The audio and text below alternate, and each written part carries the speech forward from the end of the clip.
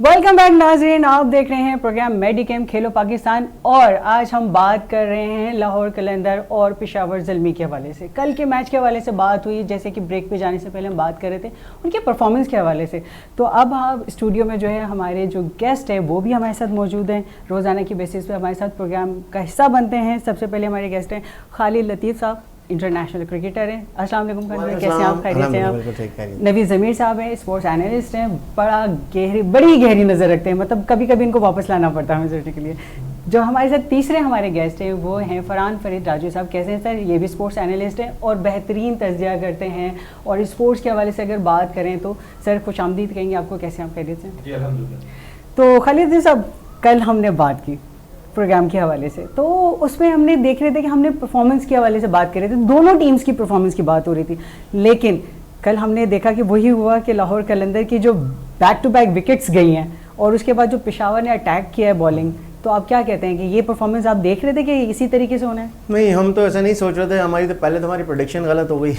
बिल्कुल, कल मैं भी लाहौर के साथ थी। कल तीसरी चौथी प्रेडिक्शन है जो गलत हो गई है। लेकिन मैं बताऊं आपको कि जिस तरह लाहौर ने स्टार्ट किया, रखनी पड़ेगी। 6 ओवर के अंदर 4 विकेट्स गिर जाना, तो फिर वो डोमिनेट जो है ना वो बॉलर कर चुके थे, लाहौर की टीम को ग्रिप कर लिया था। 130 रन का उन्होंने टारगेट बनाया 35 रन तक तो विकेट, जब 5वीं विकेट गिर चुकी थी तो हमने देखा है कि बिल्कुल संभल ही नहीं रहे थे वो। तो देखिए, आपके जब मेन बैट्समैन गिर जाते हैं ना, आउट हो जाते हैं, और फिर बहुत बड़ा फर्क पड़ जाता है। फिर देखिए फकर जमान आउट हो गए, नीचे पूरी बैटिंग लाइन अगर आप देखें तो सिवाय सिकंदर रजा के किसी ने भी रन नहीं बनाए, सारे फेल हो गए। अच्छा, सब ने मोमेंटम बनाने की कोशिश जो है थोड़ी बहुत हुई, लेकिन इतनी ज़्यादा बॉलें खेल नहीं सके क्योंकि पेशावर के जो बॉलर हैं उन्होंने जिस लाइन और लेंथ पे बॉलिंग की है, जिस असल में प्लान के मुताबिक जो उनको टारगेट दिया गया था उस टारगेट पे बॉलिंग करते, जैसी जब विकेट्स गिरना शुरू हुई तो उन्होंने फिर उनको संभलने नहीं दिया।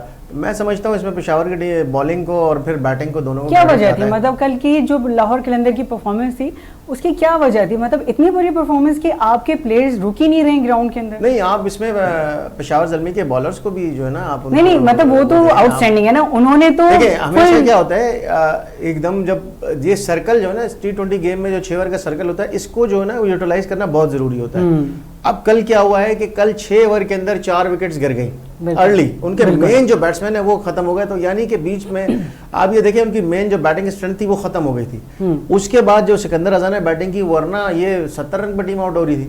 तो आप क्रेडिट देंगे पेशावर ज़ल्मी के बॉलर को, उन्होंने बिल्कुल भी मौका नहीं दिया उनको। उन्होंने कोई ऐसी एक्सपेरिमेंट करने की कोशिश नहीं की जिससे रन बने। सिकंदर रजा ने बहुत अच्छी बैटिंग की, वो संभला क्योंकि वो बड़ा अच्छा बैट्समैन है और इंटरनेशनल लेवल पे उसने बड़ा अपना नाम बनाया हुआ है। तो उसने आके वो प्रूव किया, बट उसने अपनी स्किल्स से उसको साबित किया कि वो उन बॉलरों पे जो ना अटैक करके रन बना गया। नॉर्मल रहा, फिर इजी शॉट्स खेले उसने, लेकिन बॉलर्स ने कोई मौका नहीं दिया कि आप आए और हम मतलब ऐसे लग रहा था कि बॉलर्स ने ना पूरा दिमाग पड़ा हुआ है कि आप जो उनका रीड किया हुआ है कि बैटिंग जो है किस लेवल पे जाएगी, किस कहाँ पे शॉट लगना है, कहाँ पे सिक्स होना है। तो उन्होंने देखा है कि पूरा ग्राउंड से आपको जब प्रेशर पड़ता है ना किसी भी बैटिंग लाइन पे, जब 4-5 मेन बैट्समैन आउट हो जाते हैं, तो जब प्रेशर बनता है तो बॉलर्स जो अच्छे स्मार्ट बॉलर होते हैं वो कभी भी अपनी लाइन और लेंथ से नहीं हटते। वो चाहते हैं डॉट बॉल करें और उसमें ही फिर बैट्समैन गलती करता है। और जब किसी भी बैटिंग में कोई भी टीम हो, उनके बैट्समैन आउट हो जाते हैं, जो नीचे वाले आने वाले बैट्समैन उन पर प्रेशर होता है। तो वो प्रेशर को जो हैंडल अच्छा करता है वही सर्वाइव करता है। जैसे आपने पहले भी देखा कि कुछ मैचेस में जो शुरू में विकेट्स गिरी, लेकिन बाद में आके जैसे कराची की टीम ने किया तो विंस ने आके सेंचुरी बना दी थी। लेकिन यहाँ पर ऐसा कोई नज़र नहीं आया। और ओवरऑल भी अगर देखा जाए तो पेशावर ज़ल्मी और लाहौर और जो कोयटा की टीमें वो नीचे ही नजर आ रही है टेबल के अंदर। और बिल्कुल जो मुल्तान सुल्तान तो नंबर 1 पे चल रही है नीचे से। तो वो कहने का मतलब है कि ये वो टीमें जो स्ट्रगल कर रही हैं। लेकिन आपको लग रहा है कि अब जो टीम्स आगे बढ़ेंगी वो अपनी जगह बनाती जा रही हैं, पॉइंट्स टेबल के हिसाब से देखें तो वो अपनी पोजीशन चेंज भी हो रही है। जैसे हम कराची किंग्स की बात कर रहे थे तो हमने देखा था 3rd पोजीशन पे थी, वो अब 2nd पर है। और बाकी जो टीम्स हैं वो भी अब अपनी बेहतर परफॉर्मेंस दे रहे हैं। लाहौर कलंदर 3rd पोजीशन पर है। नवी ज़मीर साहब क्या कहेंगे आप कल के मैच के हवाले से?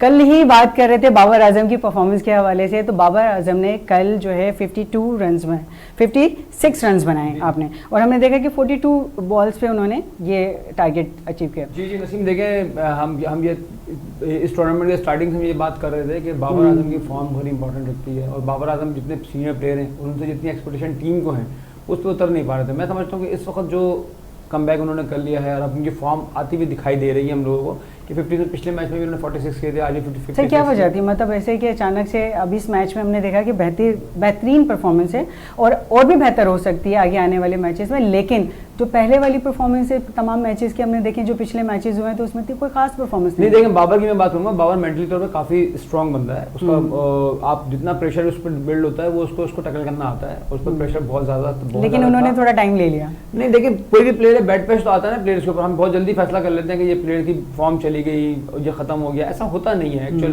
जो प्रेशर आता है उसको टैकल करना होता है, समटाइम प्लेयर्स को टैकल कर जाते हैं, बाद में जावेद मिर्जा जैसे प्लेयर के ऊपर भी बैट पैच आया था और सब पे आता था, कोई बड़ी बात नहीं है। यूनुस खान पे भी आया है, बहुत सारे प्लेयर्स पे आए, यूनुस खान इतने प्रेशर में थे, फिर जब वो ऑस्ट्रेलिया टूर पे गए तो वहाँ पे जब टीम में लेके भी नहीं जा रहे थे, वो जाना पड़ गए, उन्होंने जाके 100 किया, तो ये मेंटली टफनेस होती है जो बड़े प्लेयर्स में होती है और वो नजर आई।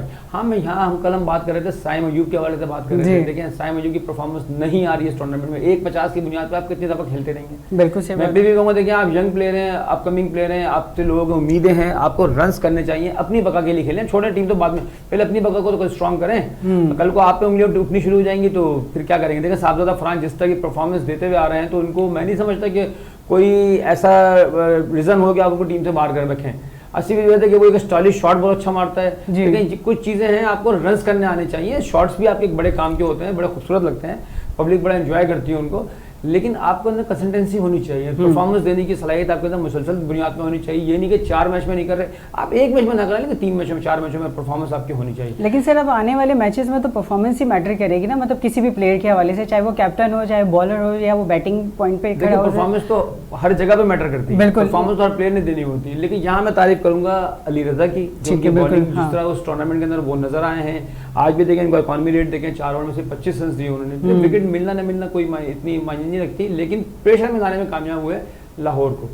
तो उनकी मतलब आप ये कह रहे हैं कि कल जो लाहौर को जो उन्होंने प्रेशर दिया, पेशावर की टीम ने बेहतरीन तरीके से उनको ग्रिप किया हुआ था, उनकी तमाम ऑब्जर्वेशन जो थी वो उन्होंने देखा कि किस तरीके से लाहौर के साथ मैच खेलना है। फरीद राजू साहब क्या कहेंगे आप, क्योंकि आप स्पोर्ट्स के हवाले से बात करते हैं, क्रिकेट के हवाले से बात करते हैं, तो आपको भी पता होता है कि कौन सा प्लेयर कब परफॉर्म कर रहा है, क्या फिटनेस लेवल है, तो आज क्या कहेंगे आप?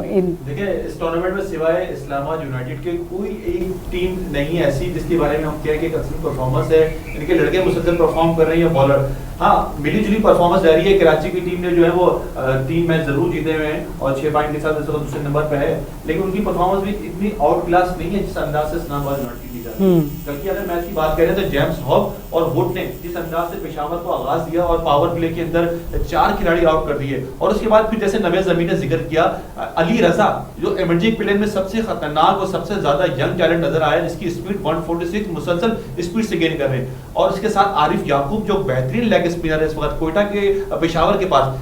इमर्जिंग प्लेयर के साथ साथ अगर देखा जाए तो आपके पास एक्सपीरियंस फास्ट बॉलर हैं जो कि फॉर्नर हैं, और अपनी आपके बॉलर जो हैं इमर्जिंग प्लेयर में ये। उसके बाद फिर साइम अयूब की परफॉर्मेंस इतनी अच्छी नहीं है, हारिस अली जो है मुसलसल वो परफॉर्म नहीं दे पा रहे जिससे उम्मीद है कैटमोर वो परफॉर्म नहीं कर रहे। बाबर आजम ने उनकी आइडियल सिचुएशन थी कि जिस अंदाज से वो खेलते हैं 6 साढ़े 6 के एवरेज पे आराम से मैच को जितवा जाएंगे, यहीं अगर 200 रन लगे होते तो बाबर आजम इस तरह की परफॉर्मेंस नहीं दे सकते थे। इस तरह कहते हैं कि यार वो वर्ल्ड क्लास प्लेयर है, उसको साबित करना होगा, अभी उसने साबित नहीं किया। आस्ता आस्ता मोमेंटम ले रहे हैं, आस्ता आस्ता वो स्लो इंजन है, डीजल इंजन स्टार्ट हो रहा है, लेकिन इस तरह जो बाबर की क्लास है, कल भी वो चांस पे खेले, इससे पहले मैच में वो 2 चांस पे खेले थे, 47 रन बनाए थे, बाबर की क्लास नहीं है। हाँ कल आइडियल मौका था, अच्छा साथ दिया, उन्होंने 50 बनाई, बाबर ने बनाई, लेकिन वो परफॉर्मेंस इस तरह की नजर नहीं आ रही जहां से आपके पास बड़ा रन रेट लगा हो, आपने मैच जीते। लेकिन कल तो रन रेट भी बहुत कम था ना, मतलब हमने देखा कि स्कोर इतना ही नहीं था, हमने देखा कि जो बात करें तो जैसे आपने कहा कि सिकंदर रजा 2 मैचों में लगातार 2 निष्पक्षी बना चुके हैं। सर आप सही कह रहे हैं। शाहीन आफरीदी ने कल क्या किया,